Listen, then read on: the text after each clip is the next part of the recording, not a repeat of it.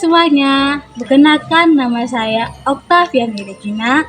Saya dari Sekolah Tinggi Pastoral Santo Bonaventura Delitua Medan. Saya dari ruangan Santo Antonius Padua. Saya akan menjelaskan selapan dari Jawa. Selamat menyaksikan. Masyarakat Jawa, Jawa Tengah, Yogyakarta, dan sekitarnya erat dengan ritual sebagai perayaan tiap sendi kehidupan. Adanya tiga peristiwa dalam hidup orang Jawa yang penting dan biasanya dirayakan dengan ritual adat, yakni kelahiran, pernikahan, dan kematian. Salah satu perayaan ritual yang akan dibahas pada tulisan ini ialah ritual peristiwa kelahiran. Dalam menyambut peristiwa awal atau kelahiran, masyarakat Jawa memiliki serangkaian ritual adat perhitungan atau petungan. Dalam masa kehamilan dikenal ritual mitoni atau tikepan, dan di sekitar kelahiran ada upacara pohokan atau memberi nama, ngubur ari atau menguburkan tari pusar, sebaran 5 hari dan selapanan 35 hari. Sehubungan dengan itu, antropolog Niels Monder pendapat bahwa bangsa Indonesia, khususnya suku Jawa, mempunyai sifat seremonial, artinya orang Jawa menyukai dan meresmikan suatu peristiwa melalui upacara adat. Masyarakat Jawa selalu berpandangan bahwa adat merupakan salah satu sarana atau alat bagi manusia untuk memperoleh rasa senang, tentram, dan bahagia. Upacara ini kemudian dikenal dengan keselamatan. Tujuan selamatan ialah menjaga keharmonisan dalam hidup bermasyarakat di antara orang Jawa, sebab dalam fasa hidup Jawa, orang yang satu tidak bisa dipisahkan dengan yang lain. Selain itu, upacara ini juga merupakan sarana permohonan untuk perlindungan dari gangguan roh-roh jahat.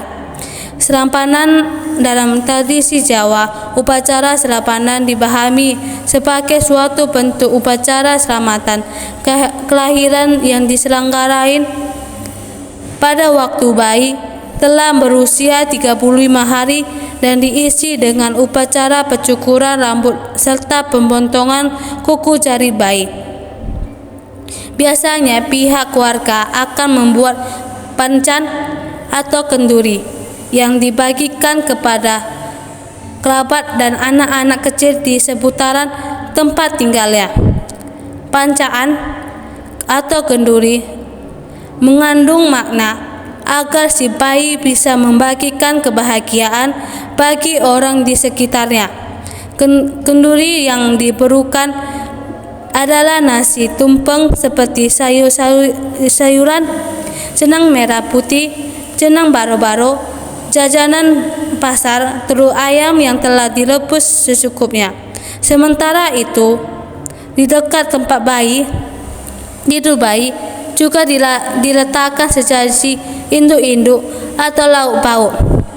Tradisi selapanan merupakan suatu upacara yang dilakukan secara turun-temurun oleh masyarakat Jawa yang dalam pelaksanaan upacaranya tidak terlepas dari keberadaan seorang dukun bayi.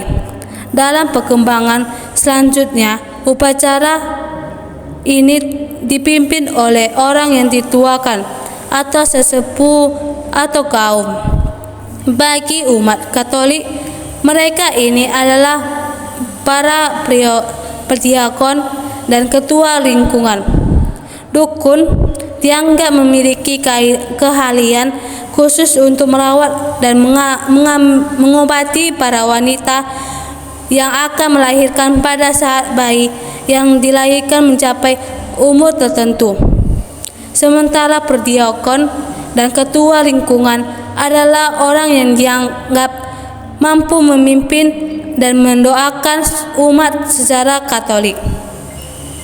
Masyarakat Jawa meyakini bahwa pelaksanaan upacara selapanan ini bukanlah sekedar kenduri, tetapi sebuah permohonan keselamatan untuk bayi dalam perjalanan mengarungi hidup dunia.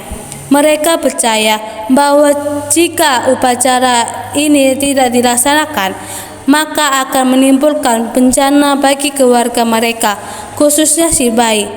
Bayi akan sakit-sakitan dan mengalami gangguan roh-roh jahat. Di sisi lain, penyelenggaraan upacara kelahiran ini terkait dengan kepatuhan untuk memenuhi tata karma yang turun-temurun dalam masyarakat Jawa. Ada jenang bang, jenang putih, jenang baro-baro, jenang silingan, sega among, kembang setaman, gembayam dengan air kelapa, teh atau pahit, tidak pahit, manis dan hambar, jajanan pasar dan ayam kampung serta telur, gendungan atau sayuran dengan campuran parutan kelapa. Tetapi pada perjalanan selanjutnya tidak sedail itu uparape yang mesti disediakan seketika mengadakan selapanan. Paling tidak ada aneka senenang, kenduri, jajanan pasar, aneka sayuran, ayam kampung dan telur. Ritual selapanan atau Katolik.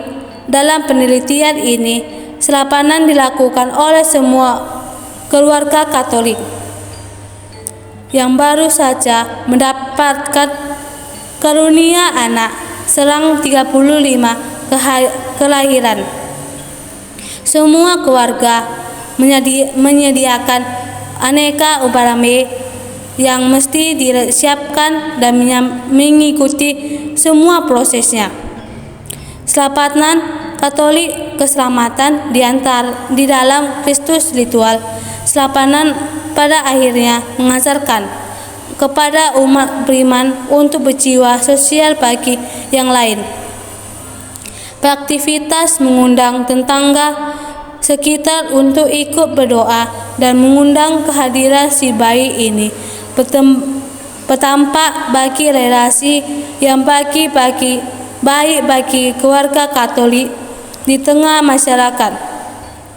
Ritual selapanan justru berteguh rasa sosial dalam diri umat beriman yang hidup di tengah masyarakat Jawa pada umumnya.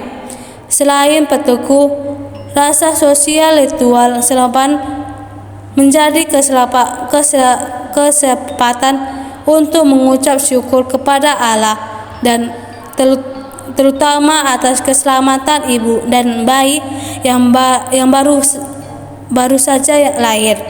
Khusus syukur itu dinyatakan dalam kenduri selamatan dengan doa-doa yang dipimpin oleh prodiakon dari masing-masing simbol dalam kenduri selapan memang sudah mengandung makna yang diharapkan terjadi dalam diri si bayi. Dengan kata lain, selapanan ini juga mengajarkan dan mengarahkan orang untuk memiliki religiositas yang tinggi. Dengan sesajian yang ada, orang diminta untuk sampai pada pemaknaan dari masing-masing simbol yang ada dan tidak berhenti pada aktivitas menyiapkan saja. Orang diajak untuk masuk dalam kesadaran religius bahwa dan tangan Tuhan yang kuasa bagi ciptaan. Rasa syukur dalam ritual selapanan diharapkan kepada Allah yang telah memberikan berkat bagi si ibu dan bayi. Dengan kata lain, selapanan mengajak orang sampai kepada pengalaman akan Allah yang mengasihi keluarga-keluarga Katolik ini. Allah yang baik dan begitu terlibat dalam kehidupan umatnya. Ia menyertai dalam setiap proses kehidupan umatnya. Injil PDK Kuadran 3 Yeremia 30 ayat 10-11, Matius 1 ayat 23. Namun penulisan melihat problem teologis yang patut dicermati di balik ritual selamatan ini. Masalah adalah umat beriman harus menjalankan selamatan supaya tidak ada bahaya bagi bayi. Seharusnya ini menjadi wujud kesetiaan dan ngumimi pasangan Katolik dengan budaya di masyarakat Jawa. Orang beriman hidup di tengah lingkungan dengan kekas budaya, maka mereka harus membudaya dan ajar dalam tata cara hidup masyarakat. Artinya, mereka menjalankan ritual ini juga dalam rangka ngurik-ngurik kebudayaan Jawa, melestarikan budaya Jawa. Apabila tidak dijeri, umat beriman bisa jatuh dalam pemaknaan yang keliru, seolah-olah keselamatan bayi itu ditentukan dari upacara selapanan itu sendiri. Apabila tidak mengadakan selapanan, bayi akan tidak selamat, begitu pula sebaliknya. Keyakinan ini jelas bertolak belakang dengan iman Kristiani. Keyakinan ini juga membuat keluarga-keluarga Katolik tekuk-kukuk dalam budayakan aktivitas aktif dari sebuah ritual tanpa adanya pemahaman yang mendalam. Dalam laporan penelitian di atas, penulis mendapatkan bahwa keluarga Katolik yang mempunyai bayi itu belum sepenuhnya memahami ritual serapan ini. Mereka jatuh dalam aktivitas dan praktis seturut tradisi. Akhirnya yang terjadi, sebagai orang Katolik, mereka berupaya menjalankan ritual ini terwujud dalam penggunaan salib dan lilin serta oleh prodiakon saja tanpa tahu makna yang lebih dalam. Adanya salib, lilin, dan prodiakon yang memimpin belum bisa dimaknai secara penuh sebagai tata cara selapanan Katolik. Ritual selapanan harus disertai dengan pemahaman yang tepat, termasuk sumber keselamatan bayi yang dirayakan di dalamnya. Keselamatan bayi tidak disadarkan pada selapah lengkap upara B dan dirasakan atau tidak ritual selapanan. Keselamatan hanya diperoleh dari Allah dan bukan dari yang lain. Sementara selapanan merupakan cara untuk berdoa, memohon sesuai dengan tradisi Jawa. Kristus adalah pelayanan penyelamat umat beriman satu-satunya. Aku jalan kebenaran dalam hidup diambil dari Injil Yohanes ayat 14 ayat 6. Dalam peristiwa inkarnasi Yesus, misteri keselamatan itu terjadi. Yesus mewatakan karya keselamatan Allah menebus umat manusia dengan sengsara wafat dan kebangkitannya. Keselamatan umat beriman itu ditempuh oleh Yesus dengan jalan yang aku yakini perendahan diri Yesus dengan menjadi manusia. Dengan jalan ini Yesus merasakan segala kelemahan manusia kecuali dalam hal dosa. Dari Injil diambil dari Injil RPR bab 4 ayat 15. Yesus sebagai manusia merasakan letih diambil dari Yohanes bab 4 ayat 6. Lapar diambil dari Matius bab 21 ayat 18, dan haus diambil dari Injil Yohanes bab 19 ayat 28.